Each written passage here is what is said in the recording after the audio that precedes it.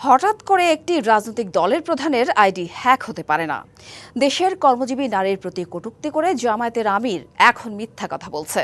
নির্বাচনের আগে নিজেদের স্বার্থের জন্য জনগণকে ধোঁকা দিচ্ছে ওই দলটি। এসব কথা বলেছেন বিএনপি চেয়ারম্যান তারেক রহমান। বলেন, দল মত ধর্ম বর্ণ নির্বিশেষে মানুষের অধিকারের পক্ষে কাজ করে বিএনপি। দুপুরে খুলনার খালিশপুর প্রভাতী স্কুল মাঠে বিএনপি নির্বাচনী জনসভায় বক্তব্যে দলের চেয়ারম্যান উল্লেখ করেন, বিশাল নারী সমাজকে বাদ দিয়ে দেশের অর্থনীতির চাকা সচল রাখা অসম্ভব। দেশের আর্থসামাজিক উন্নয়নে নারীর অবদানকে তুলে ধরে তারেক রহমান তার বক্তব্যে গুরুত্ব দেন নারীর অগ্রগতিকে। হুঁশিয়ার করে বলেন, একটি রাজনৈতিক দল এই অর্ধেক জনগোষ্ঠীকে ঘরে আটকে রাখতে চায়।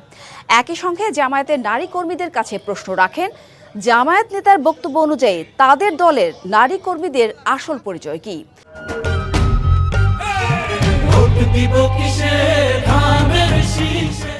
জানান, বিএনপি খুলনাকে শিল্পনগরী হিসেবে গড়ে তুলতে চায়, যাতে বিপুল সংখ্যক নারী পুরুষের কর্মসংস্থান হয়।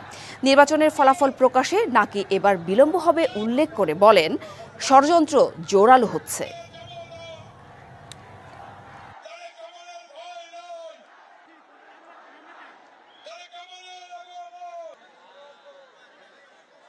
যে সকল মহিলা, যে সকল মা বোনেরা কর্মসংস্থানের উদ্দেশ্যে কর্মসংস্থানের জন্য যান, তাদেরকে প্রিয় ভাই বোনেরা, আপনাদের সামনে আমার বলতে রীতিমতো লজ্জা হচ্ছে।